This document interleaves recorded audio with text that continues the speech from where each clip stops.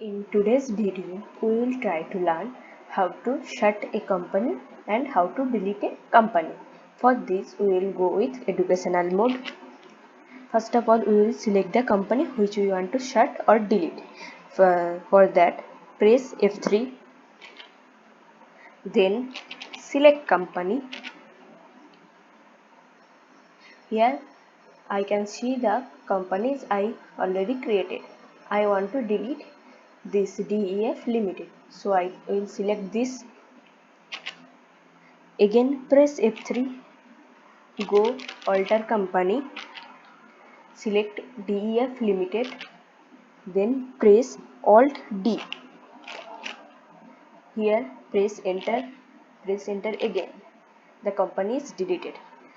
Press F3, select company. Here the DEF Limited is deleted.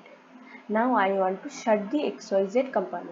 For this I will select the company XYZ. Then press F3 again. Go shut company. Select XYZ. Press enter for yes. The company is shut. Thanks for watching.